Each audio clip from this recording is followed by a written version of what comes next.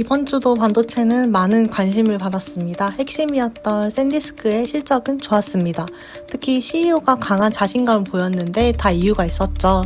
그는 어닝콜에서 우리는 단순한 낸드 플래시 제조업체에서 AI 인프라 핵심 공급 업체로 넘어간다고 말했는데 실제로 데이터 센터 부문 매출이 지난 분기 대비 100% 넘게 뛰었습니다. 특히 새로운 비즈니스 모델이라는 NBM이 눈에 띄었는데요. 장기 공급 계약으로 2028년까지 많게는 매출의 3분의 1을 이미 확보했다는 내용이었죠. 실적에 대한 자세한 내용은 이미 많이 다뤄진 만큼 영상 설명에만 간단히 남겨두겠습니다. 그런데 다들 아시다시피 주가는 떨어졌죠. 같은 날 엔비디아와 구글 같은 AI 기업 주가는 멀쩡했는데 반도체 섹터만 흔들렸습니다. 이유는 하나, 보수적인 가이던스였습니다. 시장의 기대치는 105억 달러에서 111억 달러 정도였는데 샌디스크는 103억에서 108억 달러를 제시했습니다. 이 보수적인 가이던스는 반도체 기업들이 더 이상 돈을 못 버네? 라는 의심에 확신을 준 셈이었는데 낸드 평균 판매 가격이 1분기에 정점을 찍고 2분기부터 빠르게 떨어질 거다라는 분석도 나오고 있었기 때문입니다. 즉 기업용 스토리지 수요가 줄고 있다.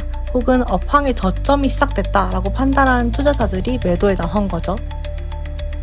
만약 이번처럼 주가를 급락시켰던 상황이 반복된다면 어떨까요?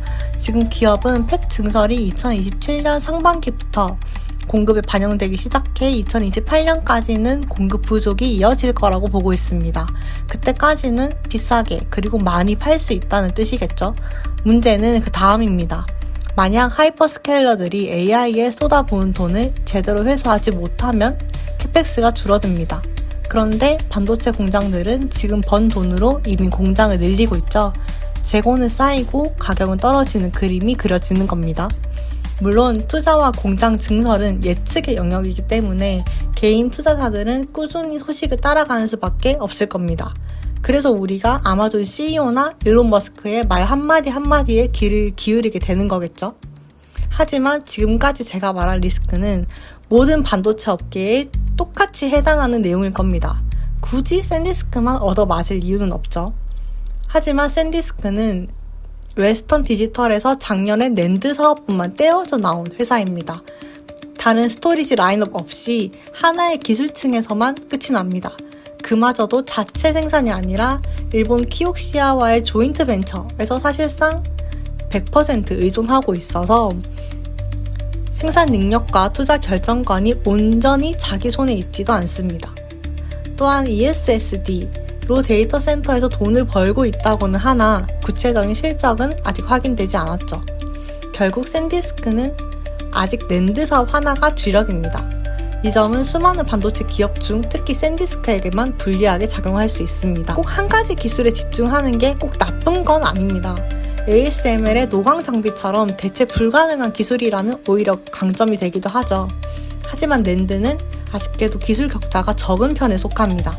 HBM의 기술 격차가 4에서 5년 정도라면 낸드는 6개월에서 1년 정도라고 합니다. 지난달 7월 반도체주 하락에 기름을 부었던 중국의 창신 메모리, 양쯔 메모리가 얼마든지 위협할 수 있는 수준입니다. 그렇다고 지금 제가 샌디스크를 저주하는 건 아닙니다. 샌디스크는 낸드를 축으로 하되 이미 ESSD로 영역을 넓히고 있고 또 지난 1년 수익률이 3000%에 달할 만큼 모멘텀이 아주 좋습니다.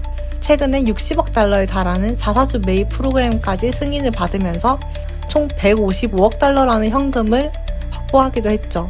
다만 사이클 리스크 자체가 사라진 것은 아니기 때문에 이를 낮추고 싶다면 대응을 해야 합니다. 만약 나는 반도체 산업을 제일 잘 알고 확신을 가지고 있다 라고 한다면 같은 반도체라도 기술 포트폴리오가 다양하거나 사업 자체가 분산된 쪽을 함께 봐서 리스크를 낮출 수 있겠죠.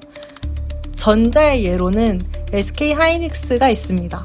하이닉스는 풀스택 AI 메모리 크리에이터를 꿈꾸고 있습니다. HBM 하나에만 머물지 않고 시스템 메모리와 낸드 기반 저장까지 연결하겠다는 전략을 밝혔죠. 소캠이나 DDR5로 D램 포트폴리오를 넓히는 동시에 고용량, 고성능의 낸드까지 더해서 경쟁력을 키우겠다는 겁니다. 후자의 예로는 삼성전자가 있습니다. 반도체뿐 아니라 스마트폰, 가전, 디스플레이까지 사업이 퍼져 있습니다. 만약에 HBM이나 D램의 성장이 둔화되더라도 지금 갤럭시 Z 폴드 8처럼 DX 부문이 대박이 난다면 이를 메꿔줄 겁니다. 마지막으로는 메모리 3사를 제외한 주요 반도체, 메모리, 스토리지, 기업들을 정리한 표이니 참고 정도만 해주세요. 지금 시장에서는 반도체는 사이클 산업이다 또는 장기 계약으로 그 사이클은 이미 무너졌다라는 이야기가 계속 부딪히고 있습니다. 이런 소식들은 결국 주가에 영향을 주기 때문에 한 명의 개인 투자자 입장에서는 계속 따라갈 수밖에 없습니다. 하지만 오늘은 뉴스를 듣는 데서 그치지 않고 내 투자 리스크를 한번 점검해보는 시간이 되셨길 바랍니다. 댓글을 여러분의 공간이니 편하게 의견을 남겨주세요.